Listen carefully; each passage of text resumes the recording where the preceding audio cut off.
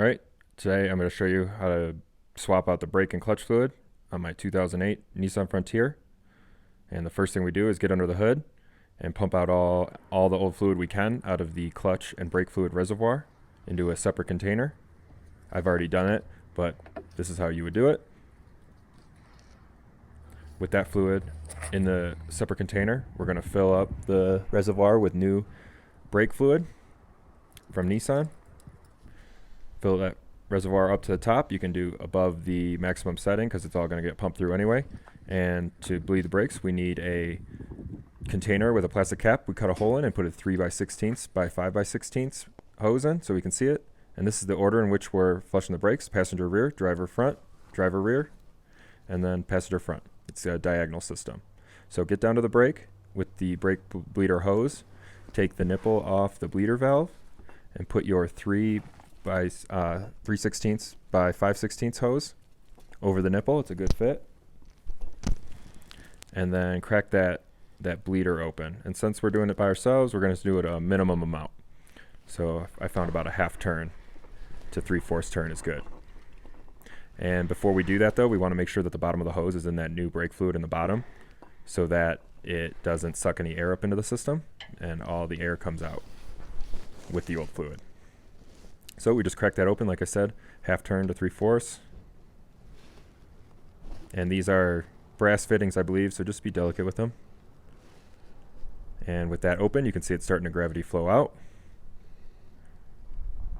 And we just want to double check and make sure that reservoir is full. Never let the reservoir get low. I'm pretty on it. I don't even let it get half full. I just keep going back and forth because I'm by myself. But you want to pump the brakes and even hold it down. And you got to pump it a lot because it's hardly open, the bleeder valve. But when you pump the brakes, it goes down a little because the fluid is falling out. So depending on how fast you want to do it, you can open the bleeder valve more or not. So just make sure that's always full. Never let any air get in the system or you'll have to bleed it all over again.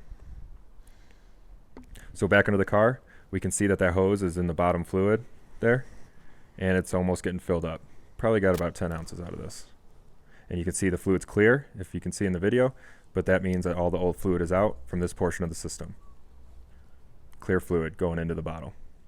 So we just want to close it the same amount we opened it. So turn to the right to get that bleeder valve closed. Now we're closed. No air bubbles are coming out. That's why we got a clear hose.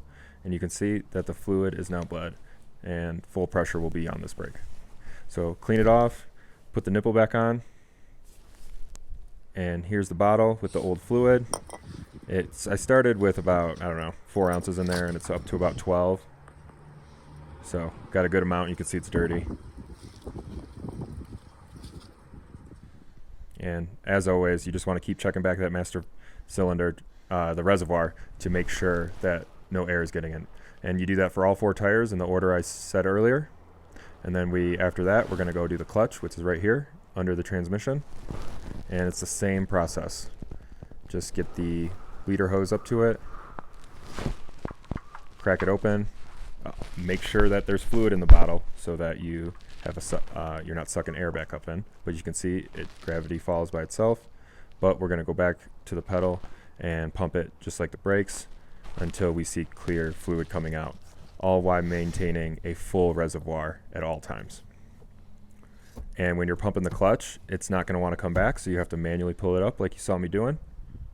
And can't say this enough, always make sure that reservoir is full.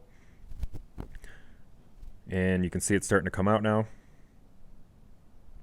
It is flowing very slowly, but you want to keep pumping it and pulling the clutch back up to get the plunger out and then pumping it through.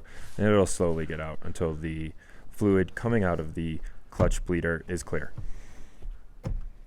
So, constantly filling up the reservoir. And now we can see the fluid is pretty clear. It drained out about as much as the front brakes or so. It was coming out dirty at first and it got pretty clear. So you can see. So we're going to close it on up. And there's no air bubbles coming out through this hose and into the brake fluid. So just tighten that up. Not too tight, but tight enough.